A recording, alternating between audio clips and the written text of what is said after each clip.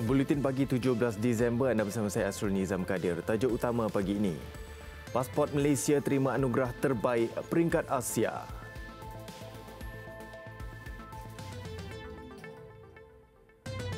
Kematian pelumba kapri kelas CP150 Persatuan Automobil Malaysia AAM tubuh jawatan kuasa siasatan.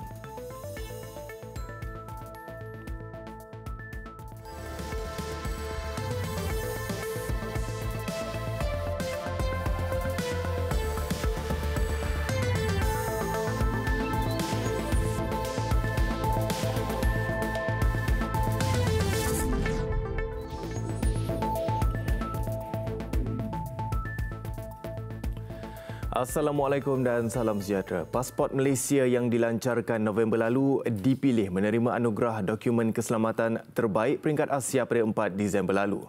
Ketua Pengarah Imigresen Datuk Seri Mustafa Ali berkata pemilihan itu dibuat kerana pasport Malaysia memiliki ciri-ciri keselamatan terbaik. Telah memenangi apa dipanggil high printing document, iaitu dokumen keselamatan yang diiktiraf di peringkat serantau di peringkat Asia ini yang terbaik di peringkat Asia. Apa yang pentingnya tentang dokumen ini, bukan saja ciri-ciri keselamatannya kita pertingkatkan, tetapi lebih penting lagi di dalam pasport itu sendiri ada semangat dan falsafah prinsip rukun negara, iaitu kita sebut 5 prinsip rukun negara itu. Dalam perkembangan lain, Datuk Seri Mustafa memaklumkan penduduk yang terkesan dengan banjir dan kehilangan atau pasport rosak boleh membuat permohonan baru secara percuma. Mangsa perlu membuat laporan polis dan berdaftar di Pusat Pemindahan Sementara PPS. Dalam pada itu, lebih 1,361 majikan telah ditahan kerana menggaji pendatang asing tanpa izin sejak Januari lalu. Mereka ditahan hasil daripada 14,200 operasi yang dilancarkan oleh Jabatan Imigresen di seluruh negara. Tahun ini saja sehingga tengah malam tadi, lebih daripada 1,361 orang yang telah kita tangkap. Ini semua menunjukkan ketegasan kita, ya, Imigresen di bawah Kementerian Dalam Negeri yang melaksanakan usaha kita seperti mana gerak kerja imigresen, kedaulatan dan keselamatan tanpa kompromi. Dan semua ini dilakukan kerana masyarakat dah letih, ada yang kata dah lemas dengan warga-warga asing tanpa izin. Kalau memang negara kita memerlukan pekerja-pekerja, kita minta ditadbirkanlah, ya, supaya majikan-majikan takbirkan dengan cara yang betul. Adakan permit, pas kerja dan proses-proses yang sepatutnya mereka buat, membayar levy pekerjaan dan sebagainya. Jika tidak, pasti Jabatan Imigresen Malaysia akan memberikan satu tindakan tegas kepada baik parti pendatang asing tanpa izin itu ataupun pendatang haram, dan juga ketetapan kita terhadap majikan-majikan. Assalamualaikum warahmatullahi wabarakatuh. Persatuan Automobil Malaysia AAM akan menubuhkan jawatan kuasa siasatan bagi menyiasat insiden yang meragut nyawa pelumba kelas CP150 Muhammad Hafiz Nur Azman di Bandar Penawar Johor semalam.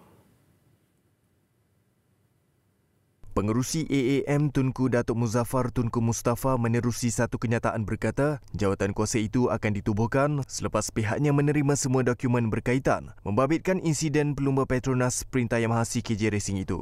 Untuk rekod, ini adalah insiden kemalangan jiwa kedua membabitkan pelumba kapri dalam tempoh 2 tahun selepas pelumba kelas C150 Norizman Ismail meninggal dunia pada sesi ujian masa di Bandar Baru Kijal Kemaman, Terengganu, Mei tahun lalu. Hafiz yang terbabit kemalangan ketika perlumbaan akhir kategori CP150 kejuaraan kapri AAM Malaysia Petronas di Bandar Penawar disahkan meninggal dunia sejurus tiba di Hospital Kota Tinggi. Jenazah akan dikebumikan hari ini sebelum waktu zuhur di tanah perkuburan Kampung Serdang Permai, Simpang Pulai Perak. Kemalangan dipercayai berlaku selepas pelumba di hadapan yang juga rakas pasukan Petronas Sprinter Yamaha CKJ Racing Ahmad Afif Amran terlanggar penghadang di tepi litar, menyebabkan penghadang itu terkeluar ke tengah litar sekaligus mengakibatkan Hafiz gagal mengelak sehingga menyebabkan dia terjatuh dari motosikalnya.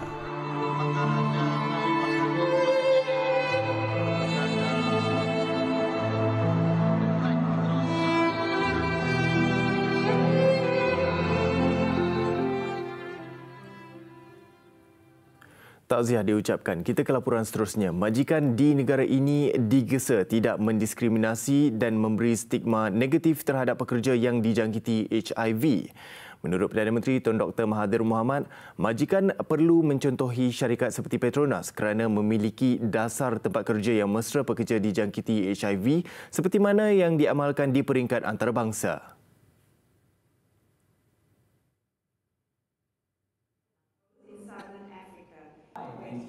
Tun Dr. Mahathir berkata demikian dalam ucapannya yang dibacakan Menteri Kesihatan Datuk Seri Dr. Zulkifli Ahmad pada Majlis Makan Malam Gala Anugerah Tun Dr. Siti Hasmah 2018 di Ibu Negara.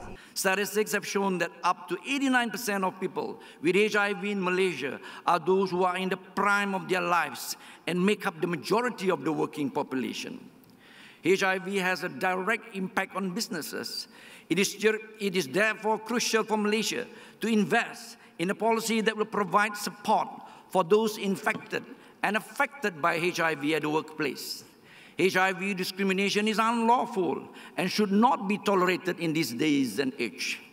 Jelas beliau beberapa kementerian kabinet menyuarakan perlunya undang-undang dan peraturan bagi menghalang sebarang diskriminasi terhadap pekerja yang dijangkiti HIV.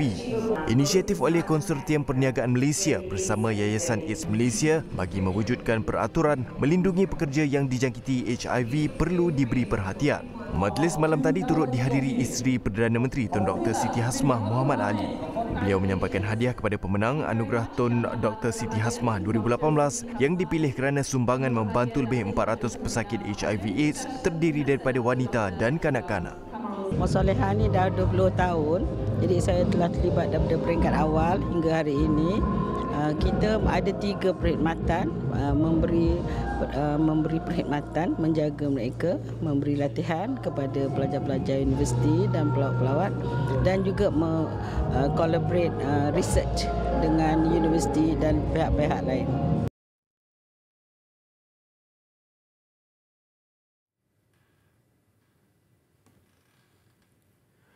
Seorang remaja lelaki direman selama seminggu bagi membantu siasatan kes liwat seorang kanak-kanak lelaki berusia 5 tahun 11 bulan di Taman Rembias Setia Alor Gajah Melaka Khamis lalu.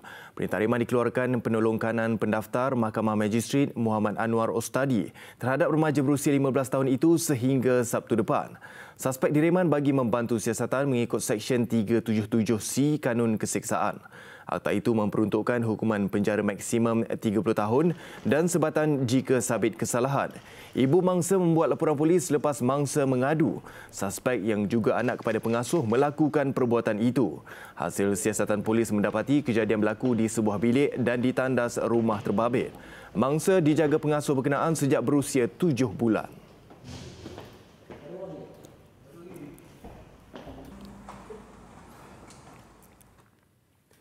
Meskipun menerima bantahan pelbagai pihak, Majlis Agama Islam dan Adat Istiadat Melayu Kelantan MAIK tetap meneruskan pemindahan kubur lama di tanah perkuburan Langgar Buruk selepas keadaan cuaca bertambah baik.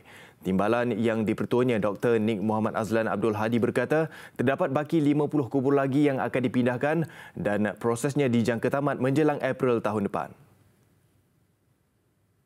Kita ada 3 zon. Zon 1 dah hampir selesai.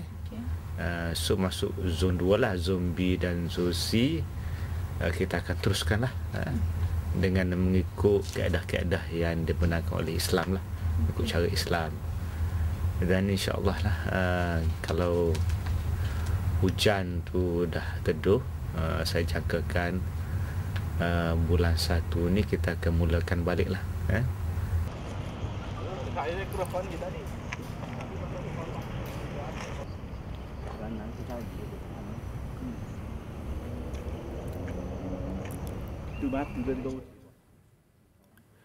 Umat Islam di Sarawak diingatkan agar sentiasa terus berpegang kepada kesederhanaan atau konsep wasatiyah dalam aspek kehidupan dan pandangan mereka. Ketua Menteri Datuk Abang Johari Tun Openg berkata, konsep berkenaan adalah jalan terbaik untuk masa depan cerah untuk umat Islam di Sarawak. Ini kerana Islam sentiasa menegakkan keadilan sebagai satu prinsipnya, tidak kira kepada umat Islam itu sendiri tetapi juga untuk penganut agama lain. Ini adalah kekuatan yang ada pada kita. kita adil kepada Islam dan kepada Islam. Dan akhirnya apa yang penting morality, cara hidup yang berteraskan kepada ajaran masing-masing ke arah kepercayaan kepada yang baik dan bukan yang buruk. Beliau terdahulu menutup program pertandingan Zikir Marhaban Piala Ketua Menteri di Kuching. Menurutnya, setiap umat Islam harus menolak sebarang sikap ekstremis, terutamanya ekstremis agama, kerana ia berupaya menyumbang kepada berlakunya ketegangan bukan sahaja dalam kalangan penganut agama Islam tetapi juga dengan penganut agama lain.